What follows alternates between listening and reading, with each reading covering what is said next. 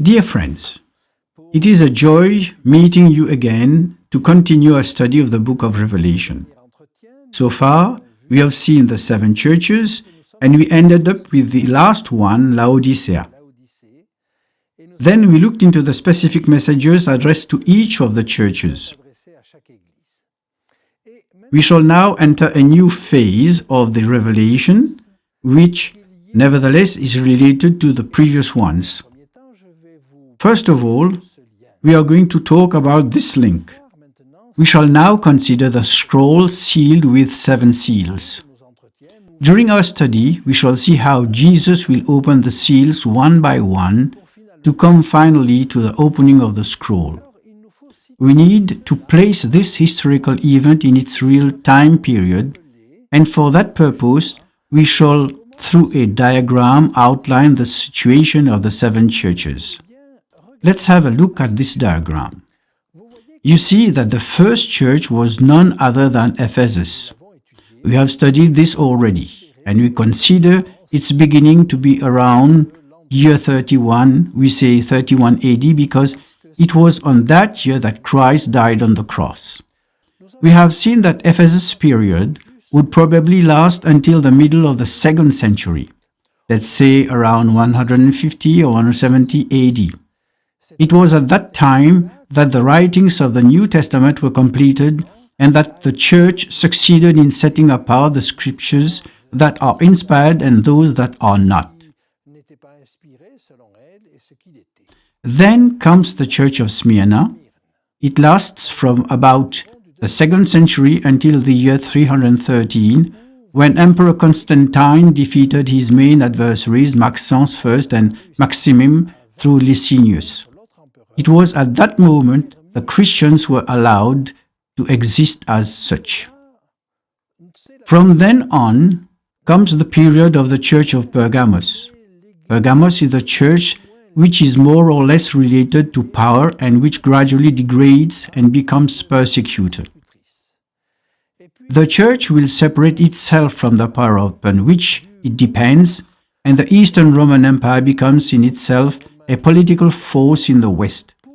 We can say that it begins around 538, but we could give other dates and go on to the year 600.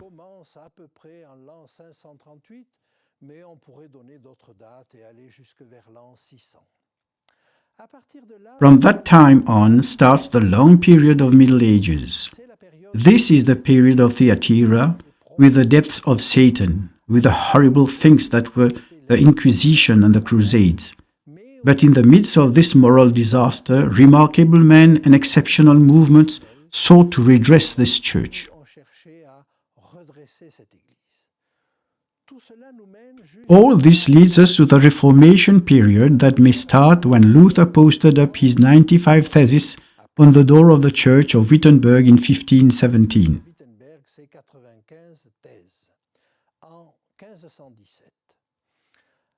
From that time on, the Reformation movement will be growing, and we shall have to wait for almost the 19th century to see a growing movement with precursors, which movement would be called revivalism. It is a revival in the church. 2 different happenings characterizing it. First, the creation of Bible societies. The first one is launched in London in 1804, and it will mark our starting point for that revival movement.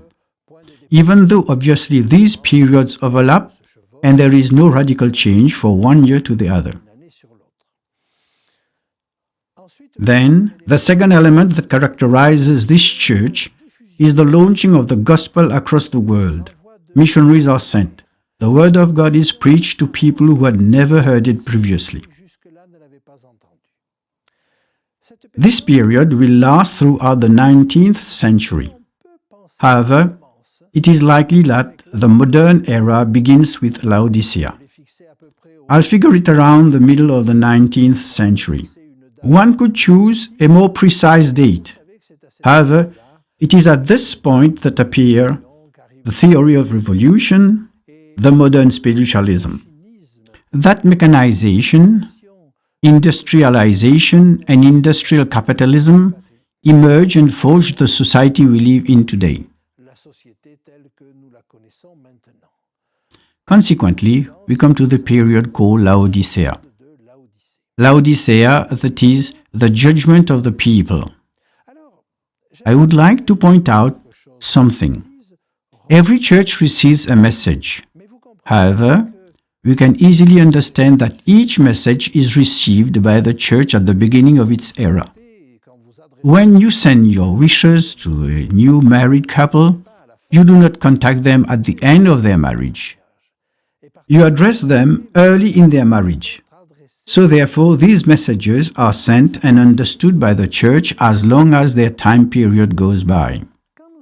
Now, moving a little further, we come to chapter 4.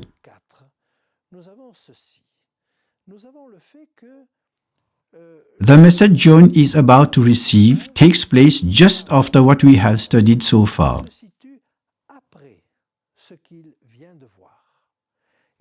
In other words, what he will see occurs after the message to Laodicea and covers the whole period of Laodicea. This very period of time is actually what we will see now, the so-called modern period. But for the topic that interests us relating to the Word of God, it is also the time of judgment. Let's move forward in the text and let's try to understand what the text means to us. Basically, what we see now in chapter 4 is the setting of the throne room. I invite you to read the first verses of this chapter, Revelation chapter 4, verse 1 and on.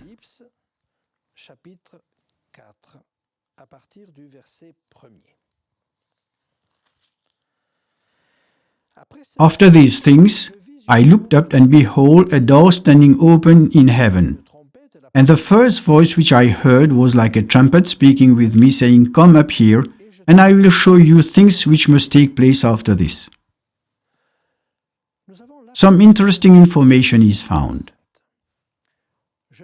I saw a door open in heaven. Certainly you will recall that during the first part of Revelation, the inaugural vision showed Jesus as high priest in the tent of meeting. He was among the 7 candlesticks. The 7-branch candlestick was found in the holy place, that is to say, the first part of the tent of meeting. I told you that there was a second place, smaller, more secret, where the high priest entered only once a year. It was the most holy place, and there stood the Ark of the Covenant with the cherubim where God met with Moses. We can consider that as the seat of God's throne.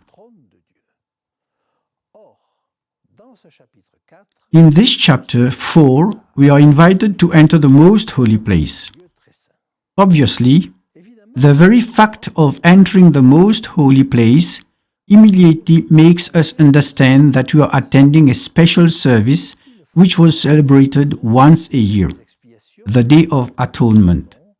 More literally, the Day of Great Forgiveness, the day when the high priest entered the most holy place alone, representing the people. Well, what took place symbolically on earth regarding the high priest is what we are going to attend now with Jesus, our high priest, in the heavenly sanctuary. A door is open in heaven, and it allows us to enter the throne room. It allows us to enter the most holy place of the heavenly sanctuary. Let's have a closer look at this verse. A trumpet. The voice John hears is like a sound of trumpet, which means that this is the same voice that called him earlier, inviting him to see Jesus in the first part of the tent of meeting.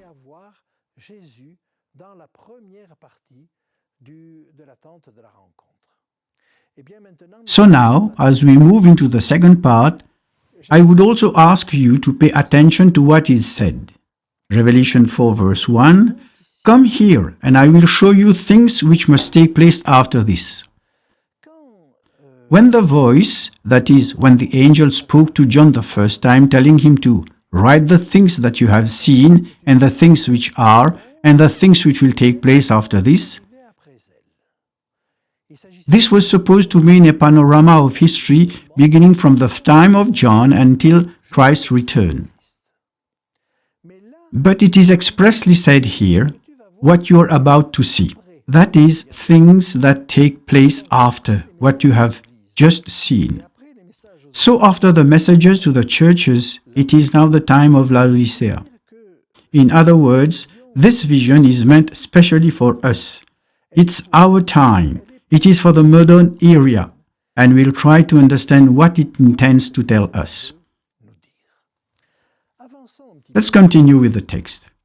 "Immediately I was in the Spirit, and behold, a throne set in heaven, and one sat on the throne. And he who sat there was like a jasper and a sardius stone in appearance.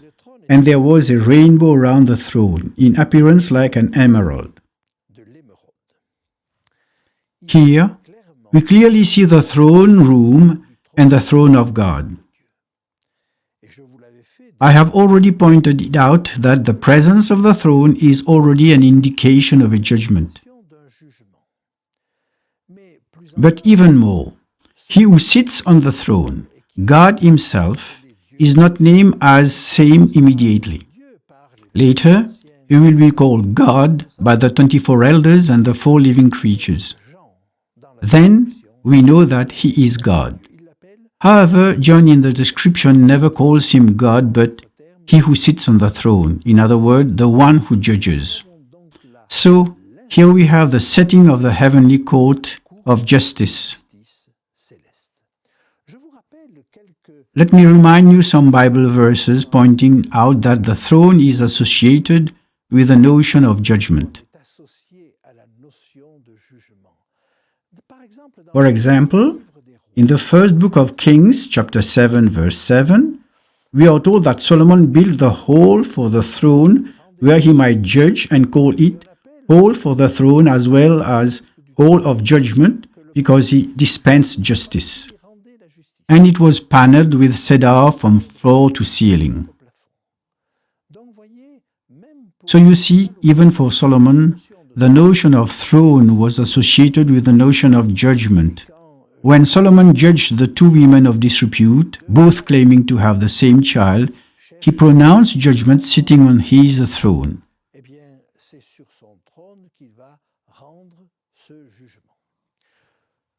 May I quote again this text we find in the Psalms, chapter 9, verse 5, or verse 4, depending on the version.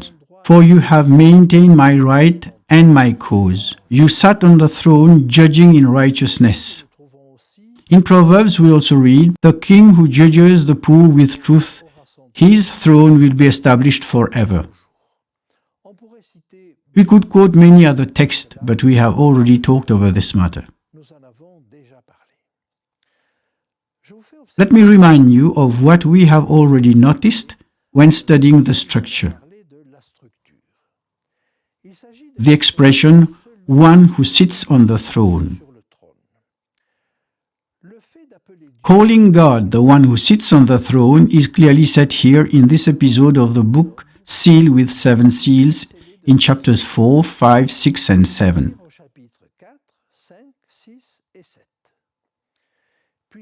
Then this expression disappears and comes back with the judgment of Babylon, that is to say in chapters 17, 18, 19, 20, and the beginning of chapter 21.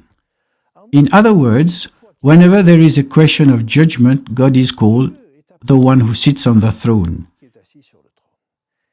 There is a very close parallel between the two. So, if we understand that, we can then move on a little further with the description given of God who sits upon the throne. Let us see what we are told in verse 3. Revelation 4:3.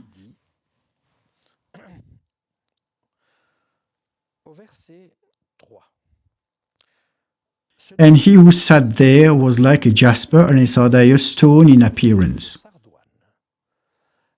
Maybe jasper and sardius don't mean too much to you, but it reminds us of something. Do you remember the breastplate of judgment, having 12 stones and 12 names on these stones, a name engraved on each one of them? And this golden band that we saw in chapter 1, Jesus, while ministering, has this breastplate placed on his heart. It is a meaningful way for him as well as it was for the high priest to keep all the people of God in his heart. Regarding the stones on this breastplate of judgment, the first one was a jasper stone, and the second one was a sardius stone. Here again, we find ourselves in a context of judgment. And if God himself has the appearance of jasper, it means that he identifies himself with his people. He will judge his people, yes, but with mercy. We have a glimpse of it later because God's throne is surrounded by a rainbow.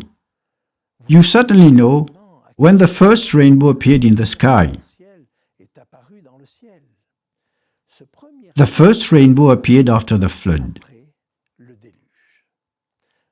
Indeed, God says to the prophet Noah in Genesis chapter 9 verse 13,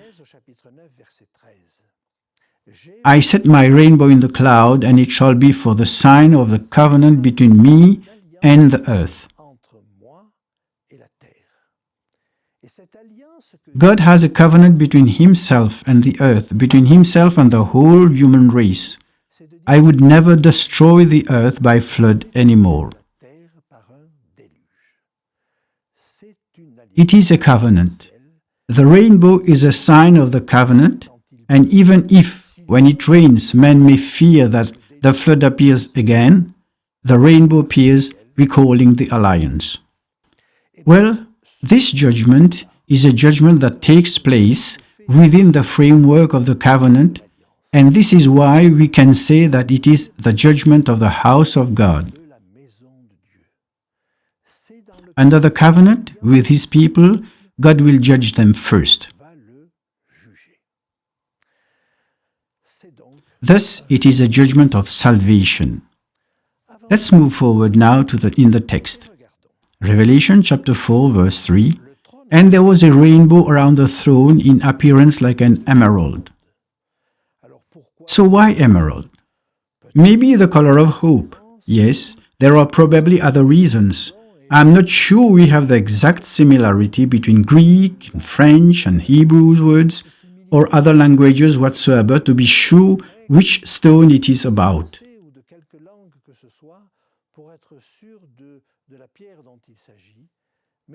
But usually, emerald is a very beautiful one. Just take note of it, as we will see how beautiful and meaningful and useful it will be when we study the New Jerusalem.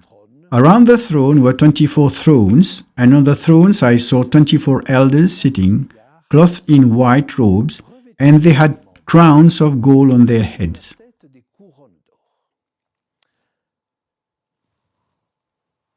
Here again is a matter of astonishment. One might expect God is alone on his throne for judgment.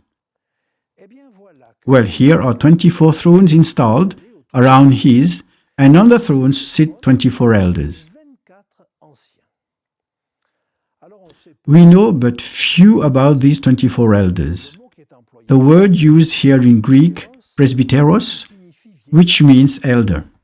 But it is not wrong to translate elder because that word was used in the early church to refer to church leaders. They are therefore the ones who take responsibilities. Obviously, the white hair is a sign of wisdom, and God has surrounded himself by these wise men for this specific task. According to the text, they have two characteristics. They wear white cloth. We have already talked about the white cloth, about the inward adorning. These are men who have acquired the inward adorning of Jesus, who have won the victory over all that is negative. They have not been seduced by the attractions of the earth, and they have remained in contact with God. And they have remained in contact with God, something they couldn't have done in their own strength. Their second characteristic is to have a golden crown.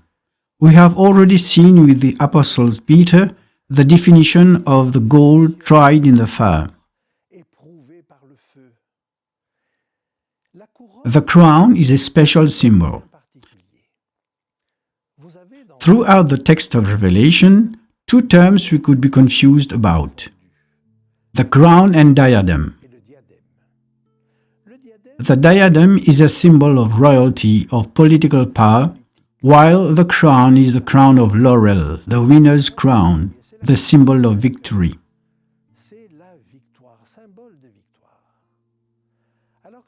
So, when we are told that these elders have golden crowns, it means that they have won the victory by faith. By faith tested, proven by the test maybe, but proven, and these men have been victorious.